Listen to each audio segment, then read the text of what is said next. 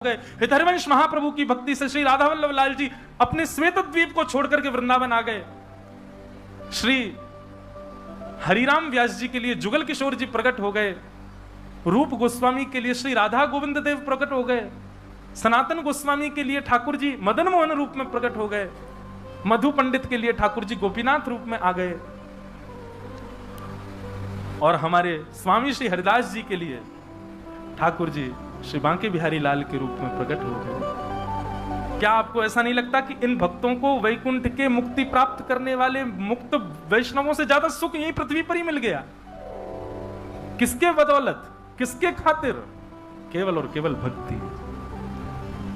इसलिए कथा मुक्ति के लिए नहीं सुननी है, नाम जप मुक्ति के लिए नहीं करना है, ये पुण्य मुक्ति के लिए नहीं करने हैं। बोले ठाकुर जी मेरी जिद है, मुझे पता है मैं जो कर रहा हूं उससे मुझे मुक्ति मिलेगी, लेकिन मुझे मुक्ति नहीं चाहिए। मुझे क्या चाहिए? मेरी अंतिम श्वास निकले, मेरे अंतिम क्षण हो, मेरे प्राण निकलने वाले हो, उससे पहले मुझे साक्षात जगन्नाथ जी मेरे सामने दिख जाएं। इसके लिए मैं कथा सुन रहा हूं, इसके लिए जप कर रहा हूं, इसी के लिए सेवा कर रहा हूं। पीतांबरी कसी हो, मुखड़े पे एक हंसी हो, छवि मन में ये बसी हो, जब प्राण तन से निकले।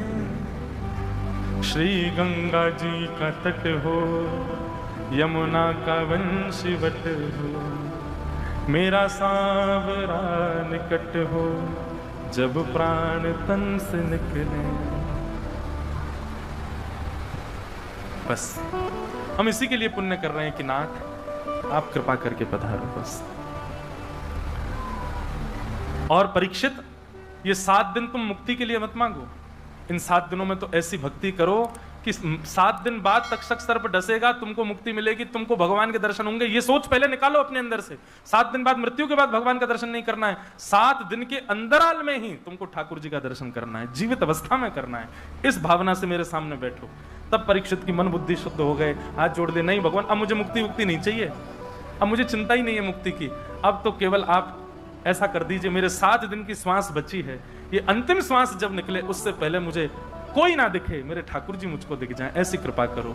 तब सुखदेव जी कहते हैं ये तो केवल भक्ति से होगा, और भक्ति तुम्हारे चित्त में प्रकट हो ये केवल भागवत जी से होगा। मैं तुमको भागवत सुनाता हूं। तब यहां से सुखदेव जी भागवत सुनाना प्रारंभ करते हैं। बोलो भागवत महापुराण की। अब आगे बंधुओं बड़ी विस्तार से कथा है और बड़ी सुंदर कथाएं हैं, पर क्या करें, सबको हम प्रणाम मात्र कर लेते हैं। तो सृष्टि प्रसंग सुनाया गया। सृष्टि प्रसंग के बाद कपिल देवूति संवाद। कपिल देवूति संवाद में भगवान कपिल ने देवूति माता से अनेक प्रश्न किए, भगवान ने सबके उत्तर दिए। तत्पश्चात ध्रुव चरित्र सुनाया गया। ध्रुव ने भगवान की प्राप्ति की, वन में जाकर के ठाकुर जी को अत्यंत आनंदित करके प्रसन्न किया। और ध्रुव ने अपनी भक्ति में भगवान से व्यसन मांगा, एडिक्शन। ठाकुर जी, मुझे इतनी अच्छी बात लगती है ध्रुव जी की। ध्रुव जी भगवान से कहते हैं, भगवान कहते हैं वरदान मांगो। ध्रुव क्या चाहिए? तो ध्रुव जी कहते हैं कि भक्ति मुह प्रवहता त्वयि में प्रसंगो, भूयादनंत महता ममलाशयाना, ये नांजसोल्वण मुरु व्यसनं भवाब्धिं, निश्चय भवत गुण कथा मृतपान मत। देखो, एक बात मैं 2-3 कथाओं से कहता आया हूं, आपको भी कहूं। भक्ति में यह जरूरी नहीं कि आप कितनी देर बैठते हो ठाकुर जी के सामने, भक्ति में यह जरूरी नहीं आप कितनी परिक्रमा लगाते हो, भक्ति में यह जरूरी नहीं आप कितनी माला करते हो, भक्ति में यह जरूरी नहीं आप ठाकुर जी का कैसा श्रृंगार करते हो, कैसा भोग पधराते हो, ये सब आवश्यक नहीं है। भक्ति में आवश्यक क्या है? आपका प्रस्तुतिकरण कैसा है, आप ऑफर कैसे करते हो ठाकुर जी को, जो भी कर रहे हो वो किस प्रकार से, आपके भाव कैसे हैं उस समय। हम लोग करते हैं ना कि लोगों से पूजा करते हो, सुबह सुबह कुछ करते हो, पढ़ो, हाँ हनुमान चालीसा करता हूँ। दूसरे दिन सुनने बैठो, कैसे करता हूँ,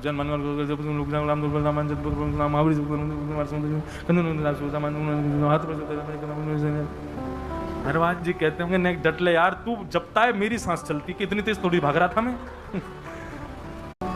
नाम जप करते हैं, नाम जप करते करते, सही बता ना, नाम जप करते करते माला कई बार हाथ से छूट जाती, पूरी होने से पहले कितना कष्ट होता है। राम बड़ी मुश्किल से तो करी थी, हो गई। और एक आजकल एक और है, वो काउंटर रखते हैं लोग, काउंट करते हैं उसमें कितने नाम हो गए हमारे। काउंटर जपते जपते जपते जपते महाराज पहुंचा दिया आपने 2-2.5 लाख। अब आए दिन देखें 2 लाख नाम पहुंच गए हमारे। तभी किसी बालक ने रिफ्रेश कर दिया, 0 कर दिए सवरे। नींद नहीं आ सकती फिर। अरे ये नहीं है। आपकी ऑफरिंग देखते हैं ठाकुर जी, आप ऑफर कैसे करते हो। मैं कहा करता हूं कि पाव भाजी ढकेल पे खाओ बाहर रोड पे, कितने रुपए की मिलेगी? 15 रुपए की मिलेगी। वही पाव भाजी 7 स्टार होटल में जाके ऑर्डर करो, 1000-1500 की मिलेगी। अंतर क्या है? ऑफर। आपको वो उसका प्रस्तुतिकरण, उसकी ऑफरिंग देखो। वो आपको एक सामान्य से कागज की थाली में दे रहा है, वो एसी चल रहे हैं महाराज, बढ़िया झूमर लगा महंगा वाला, ऊपर टेबल पर बैठे हो और महंगा तो मिलेगा ही।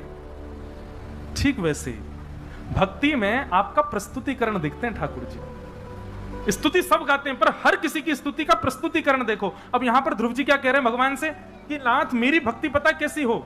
मेरी भक्ति ऐसी हो जैसे एक व्यसनी होता है, व्यसनी व्यक्ति होता है, एक नशेड़ी व्यक्ति की तरह मेरी भक्ति हो। भगवान बोले क्यों? तुम व्यसन की तरह भक्ति क्यों करना चाहते हो? बोले महाराज व्यसनी व्यक्ति में एक बहुत अच्छा गुण होता है। बोले कैसा गुण होता है? बोले व्यसनी व्यक्ति हर चीज में यही सोचता रहता है मैं अपना व्यसन कैसे भोगूं। जैसे आज मौसी के बच्चे आए हैं, आज तो हम पिएंगे। मौसी के बच्चे आए, आज बहन की शादी, आज तो रह ही नहीं सकते, आज तो शादी है। उसको हर चीज में क्या बहाना चाहिए? मुझे पीना है, मुझे खाना है। आज क्या हो गया? आज लाइट चली गई, राहुल केला की 12 घंटे की लाइट, आज तो पीना ही पड़ेगा। क्या करें? रात कैसे कटेगी हमारी? ऊपर छत पे पिएंगे। आज मेरा विवाह पक्का हो गया, खुशी में पीऊंगा। 4 दिन बाद लड़की ने मना कर दिया, मुझे तुमसे ब्याह नहीं, दुख में पीऊंगा। पीना तो मुझे है। मैं फर्स्ट रैंक से पास हो गया, तब तो पीना पड़ेगा। फेल हो गए बेटा तुम, अब तुम कुछ नहीं कर पाओगे, तो गम में तो पीऊंगा ही मैं। अरे कहां तक बताएं महाराज, ये तंबाकू आदि खाने वाले कैसे कैसे व्यसनी होते हैं। वो कथा में 3 घंटा बैठ थोड़ी सकते हैं। कीर्तन कथा में गाया जाता है ताकि सबकी सुस्ती चली जाए, ताकि सब लोग करताल बजाएं, थोड़ा नहीं आनंद और आवे। पर व्यसनी व्यक्ति तो ये सोचता है महाराज जी कीर्तन कब करेंगे। कीर्तन होते ही वो अभी आता हूं लघु शंकर, वो गिचाएगा, खा के आएगा। कैसा व्यसनी? व्यसनी व्यक्ति केवल बहाने ढूंढता है व्यसन को भोगने के। ध्रुव जी कहते हैं नाथ मैं भी व्यसनी व्यक्ति की तरह हो जाऊं, मैं भी केवल बहाने ढूंढा करूं आपका भजन करने के लिए। आज क्या है भाई, आज तुम पास हो गए, आज तो मैं भजन करूंगा। पास हो गया, फेल हो गए, आज तो भजन करना पड़ेगा। फेल हो गया, आज क्या है, बहन की शादी है, आज तो भजन करना पड़ेगा। मौसी के बच्चे आए, चलो सब मिलके भजन करेंगे। लाइट आ गई, एसी चल रहा है, एसी में बैठ के करेंगे। लाइट चली गई महाराज, तो क्या ऊपर छत पे बैठ के करेंगे। आज माँ ने पाव भाजी बनाए, फिर तो पाव भाजी खाने के बाद ही करेंगे। आज तो व्रत है, व्रत में तो करना ही चाहिए। ध्रुव जी की स्तुति का देखो प्रस्तुतिकरण। ठाकुर जी से कह रहे हैं कि नाथ मुझे व्यसनी बना दो।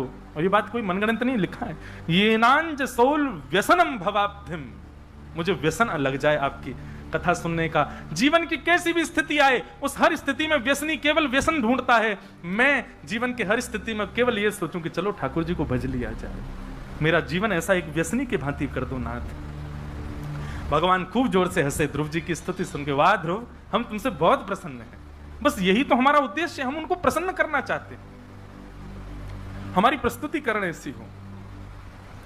दाल चावल बना दिए, भोग लगा दिया ठाकुर जी का। ठाकुर जी भी ऊब जाते हैं, रोज 100 ही बना दे। कुछ नया तो करो, कुछ नवीनता तो लाओ उसमें, कुछ तो उसमें नवीनता करो। रोज एक ही स्तुति ठाकुर जी को सुना देते हो, उससे कब कितनी दिन मन लगेगा ठाकुर जी का। ठाकुर जी कुछ ना कुछ नवीन करते रहो ना। मैं कहता हूं इसको अपनी भाषा में रोलर कोस्टर भक्ति करो ठाकुर जी की। कभी तो ले गए ऊपर महाराज, ठाकुर जी बैठे, हाँ हाँ अब क्या करेगा पता नहीं, नीचे आ गए। अब तो ठाकुर जी आनंद देते रहे, हंस रहे, ठाके मार के बोले आगे संग बहुत आनंद आवे भाई, बहुत आनंद करावे मुझे। कभी तो खूब ऊंचो ले जाए, कभी ऐसा महाराज नीचे घुमावे, पेट में गुदगुदी कर दे मेरी। ठाकुर जी को ऐसा सुख मिले, ऐसी भक्ति करो ना ठाकुर जी की। 50 साल हो गए, एक ही तरीका से वही चल रहा है जैसा 50 साल से है, वैसी भक्ति चाहिए। ठाकुर जी नहीं बैठते फिर वहां पे, अपना प्रतिनिधि छोड़ दे, तो तुम रहो यहाँ पे, अपनी मूर्ति को तो तू रहे यहाँ पे, तू ही खा इसके दिन के रोज के चना बादाम, मुझ पे नहीं खपते। तो ध्रुव जी की स्तुति से हमने ये सीखा, ध्रुव जी ने भगवान की स्तुति गाई। इन्हीं के वंश में आगे चल करके राजा अंग हुए, उनके बेटा बैन हुए, बैन के पुत्र पृथु हुए। पृथु महाराज ने भगवान की स्तुति गा करके 10,000 कान मांगे। ऐसे पृथु महाराज को हम प्रणाम करते हैं। फिर आगे चल करके महाराज भूगोल खगोल का वर्णन किया गया और नरकों का वर्णन करते हुए अजामिल उपाख्यान सुनाया गया। तत्पश्चात वृत्रासुर की स्तुति सुनाई। वृत्रासुर ने भगवान की स्तुति गाई है। अहम हरे तव पादैक मूल दासानुदासो। जितने भी वैष्णव यहां बैठे हैं, वृत्रासुर की स्तुति निकालिए प्रिंट और याद कीजिए, रोज गाया कीजिए अपने ठाकुर जी के आगे, और अर्थ आज सुनकर के जाइए वृत्रासुर कहता क्या है अपने ठाकुर जी से। श्रीमद वल्लभाचार्य जी महाराज कहते हैं हर वैष्णव को निष्काम भक्ति किसको कहते हैं, ये वृत्रासुर से सीखो। वृत्रासुर की कथा भी कई बार मैंने विस्तार से सुनाई है। यहां हम अन्य कथाओं का विस्तार करेंगे राहुल किला में, जो जो हमके रह जाती हैं कथाओं में।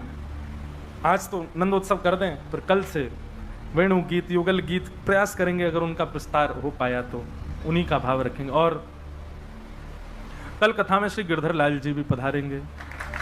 बोलो गिरधर लाल प्यारे की। कल बस एक कोई टीवी या 2 टीवी ऐसे लगवा देना इधर, क्योंकि हमारे लाल जी छोटे से दूर से दिखेंगे नहीं, तो एक टीवी में कैमरा वाले भैया थोड़ा फोकस करके दिखाएंगे तो आप सबको दिख जाएंगे। कल ही आएंगे ना, कल पधारेंगे। कल श्री गिरधर लाल जी पधारेंगे। 56 भोग यहाँ होगा उनका, बड़े आनंद के साथ हम लोग करेंगे उत्सव। तो वृत्रासुर क्या कहता है, बहुत ध्यान से सुनो। अहम हरे तव पादैक मूल दासानुदासो भवतास्मि भूय मनस्मरेता सुपतिर्गुणांस्ते गृणीत वा कर्म करो तुकाय।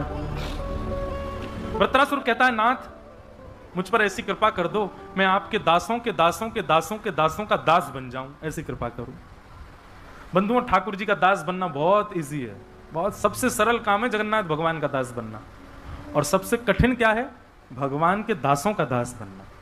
क्यों? आप जानते हो क्योंकि कि आप जगन्नाथ जी को कुछ भी ऑफर करोगे, कुछ कहेंगे थोड़ी सब स्वीकार कर लेंगे, पर उनके दास तो आपको टोक देंगे। गले में सूखी माला पहना दी, तुरंत उतार के धर देंगे। भोजन में यदि रोटी जली भई तो पाएंगे नहीं, छेना पूड़ा ज्यादा ही जला हुआ तो कौन खाएगा। एक जगह मैं गया, वहां छेना पूड़ा, बोले महाराज जी खाओ। मैंने कि अरे भैया हम बहुत खा लिए, बहुत दिन से खा रहे। नहीं ये तो खाने पड़ेगा।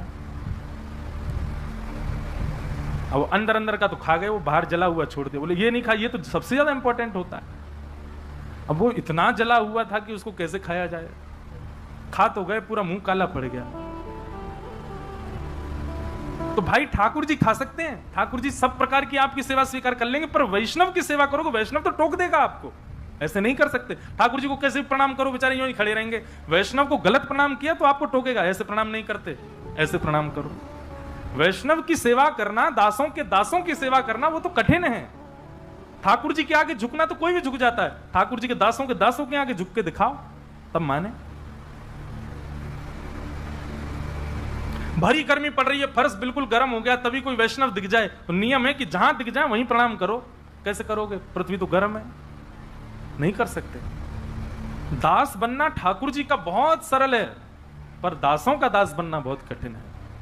ठाकुर जी के दासों का दास नहीं बना। तो वही बात यहां वृत्रासुर कह रहे हैं, नाथ सरल भक्ति क्यों करूं मैं, आपका दास तो पूरी दुनिया है, मैं आपका दास नहीं बनना चाहता। बोले तो क्या बनना है, बोले दासानुदासो भवतास्मि भूय, दासों के दासों का दास बनाओ। ठाकुर जी बोले अच्छा, तुम जरूर हमको ये, आज की भाषा में कहूं तो बटरिंग कर रहे हो। ये हमको तुम केवल लुभाने के लिए ये चिकनी चुपड़ी बातें कर रहे हो, ताकि तुम्हारी बातों से हम रीझ करके कह दें कि कुछ मांग लो, और सही तुम हमसे कह दो कि ब्रह्मा की पदवी दे दो। हम सब जानते तुम्हारी बात। वृत्रासुर कहता है क्षमा करें भगवान, लेकिन जो मैं चाहता हूं वो आप दे ही नहीं पाओगे। अच्छा क्या मांगना चाहते हो बताओ। तब वृत्रासुर दूसरे श्लोक में कहता है, न नाक पृष्ठम न च पारमेष्ठम न सार्वभौमम न रसाधिपत्यम न योग सिद्धिर्न पुनर्भवम वा समंजसत्वा विरत। पृथ्वी चाहिए, किसी भी देवी देवता का स्थान मुझे नहीं चाहिए, पृथ्वी का भी राजा मुझको मत बनाइए। भगवान बोले तो क्या चाहिए, बोले पहले वचन दो, जो मांगूंगा सो दोगे। भगवान बोले ये वरदान मांगने से पहले जो यूं कहते हैं ना वचन दो, जो मांगूंगा सो, वो जरूर कुछ विचित्र ही मांगते हैं। क्या चाहिए बताना। बोले नाथ, आपको पाने के लिए मेरे जीवन में बहुत तड़पन आ जाए, मैं बहुत आपके लिए विरह में चला जाऊं, व्याकुल हो जाऊं, खूब रोऊं, खूब तड़पूं आपसे मिलने के लिए, जैसे प्यासा पानी के लिए तड़पता है, ऐसे मैं आपके लिए तड़पूं, पर आप मुझे वचन दीजिए कि मुझे तड़पने दीजिएगा, मिलिएगा मत। बताओ दोगे?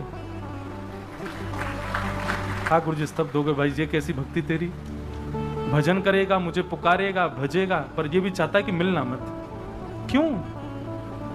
क्योंकि ठाकुर जी, जब आपसे मिलने की तड़प होती है ना, तो रोम रोम को आप स्पर्श करते हो, पर जब आप मिल जाते हो तब केवल आंखों को दिखाई देते हो। दर्शन जब होता है तो केवल नेत्रों को दिखाई देते हो, लेकिन जब विरह होता है तो बुद्धि, मन, कान, आंख, जिह्वा, हाथ, पैर, समस्त इंद्रियां केवल यही बजती हैं कि कब मिलेंगे, कब मिलेंगे, कब मिलेंगे। नाथ, मैं केवल नेत्रों को सुख नहीं देना चाहता, मैं तो सर्वांगीण अंग से आपका होना चाहता हूं, और सर्वांगीण अंग आपको तब याद करता है जब आप सामने नहीं होते, इसलिए मुझे आपका विरह चाहिए। समंजसत्वा विरह एकांश।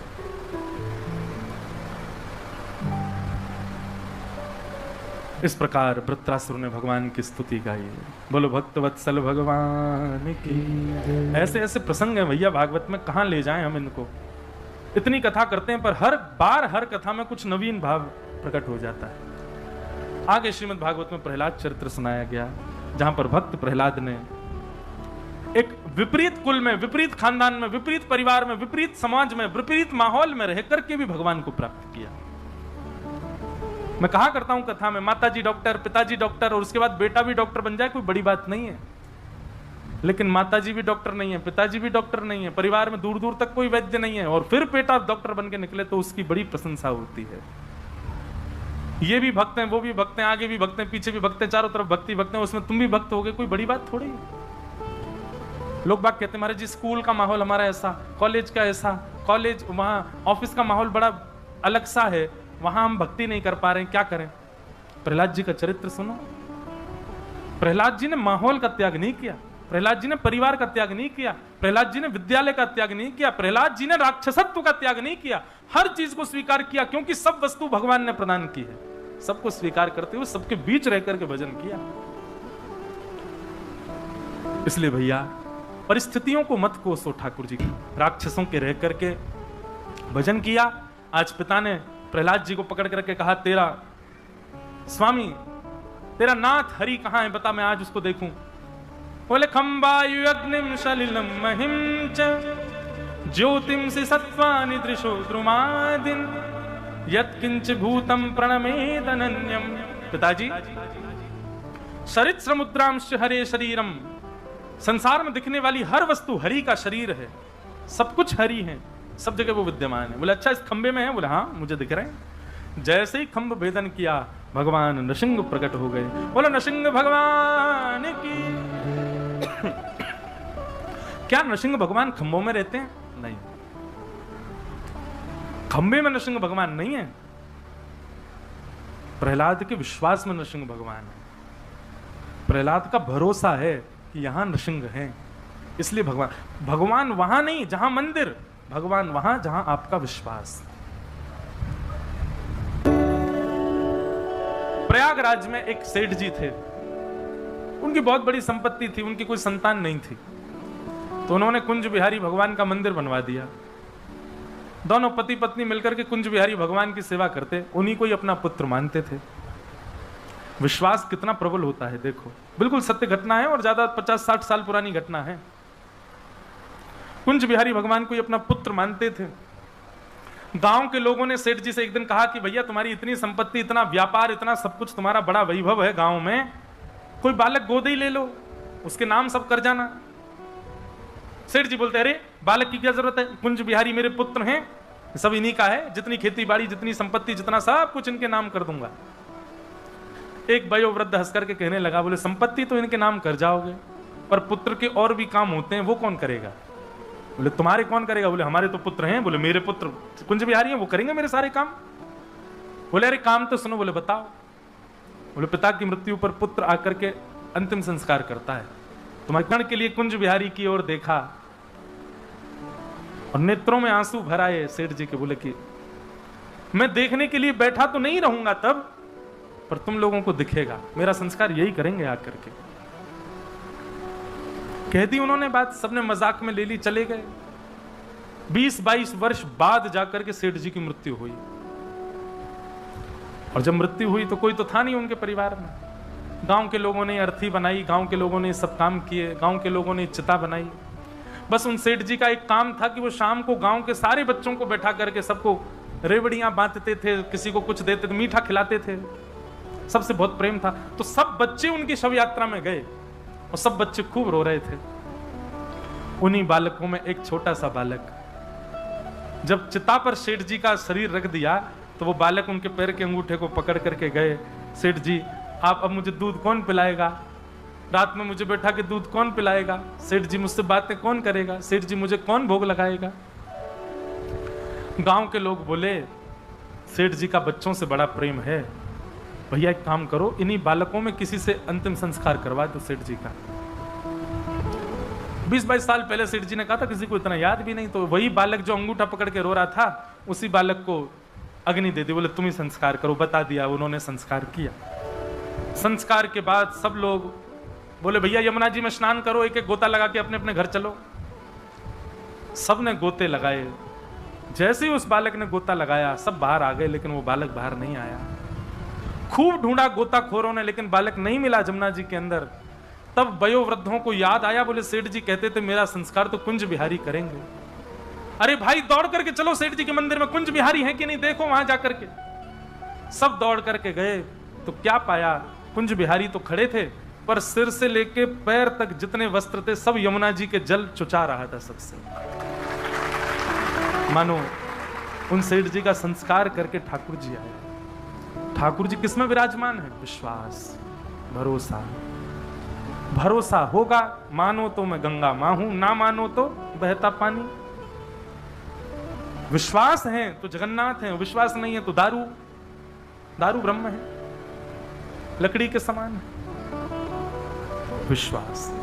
प्रहलाद जी ने कहा कि हाँ ठाकुर जी हैं। खंभ भेदन करके भगवान नृसिंह प्रकट हो गए और प्रकट होकर के हिरण्यकश्यप का वध कर दिया।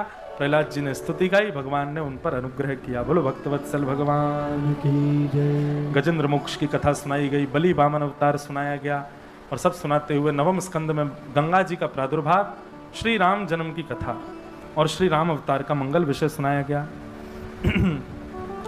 एक श्लोक में संपूर्ण राम कथा है। सब लोग प्रणाम करो राम जी को। गुरुवर थे त्यक्त राज्यो व्यचरिदनुवनम पद्म पद्भ्याम प्रियायाः पाणिस्पर्शा क्षमाभ्याम रजत पथरुजो यो हरीन्द्रानुजाभ्याम वैरूप्या शूर्पणख्या प्रिय विरहरुषारोपित भ्रूविजम्भ तस्ताब्धिर्बद्ध सेतु खलदवदहन कौशलेन्द्रोवतान्नः। बोलो राजा रामचंद्र भगवान की जय। भगवान श्री राम का मंगल विषय यहाँ सुनाया गया। 2 अध्यायों में श्री राम कथा सुनाई गई। तत्पश्चात यहाँ पर चंद्रवंश की कथा सुनाई और उसी चंद्रवंश में प्रकट हुए भगवान श्री कृष्ण। अब यहाँ से 10वां स्कंद प्रारंभ होता है कि कथितो वंश विस्तारो भवता सोम सूर्ययो राज्ञांचो भयवंशानां चरितं परमाद्भुतम्। 2 श्लोकों में संपूर्ण कृष्ण कथा सुनाकर के श्री सुखदेव जी महाराज विश्राम ले लिए। परीक्षित जी ने चरणों में प्रणाम करते हुए कहा, भगवान 2 श्लोकों में आप कृष्ण कथा मत सुनाओ। आपने इतने सारे राजाओं की कथा विस्तार से सुनाई, मैंने सबको सुना, पर जिनकी कथा सुनने के लिए मैं यहां बैठा हूं उनकी कथा विस्तार से सुनाओ। अरे कहा तो मैं पहले मुक्ति की कामना कर रहा था, आपने ही कहा कि भक्ति मांगो, और जब भक्ति मांग रहा हूं तो आप उन कृष्ण की कथा 2 श्लोकों में सुना रहे हो। मथुरा में जन्म लिया, गोकुल में ये किया, वृंदावन में ये किया, मथुरा में जाकर कंस को मारा, द्वारिका में ये लीला, और ये सारी बातें आप 2 शब्दों में सुना करके ऐसे शांत मत कीजिए भगवान, विस्तार से सुनाओ।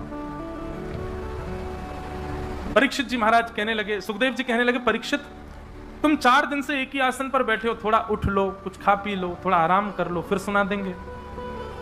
सुखदेव जी महाराज कहते हैं, भगवान अब मुझे भूख प्यास नहीं लगती, मुझे नींद नहीं आती है। वास्तव में सोने पर व्यक्ति को जो ऊर्जा प्राप्त होती है, भोजन करने पर जो बल प्राप्त होता है, जलपान करने पर जो शीतलता मिलती है, वो ऊर्जा, वो बल, वो शीतलता मुझे आपकी वाणी में प्राप्त हो रहा है। अब मुझे किसी अन्य की आवश्यकता नहीं।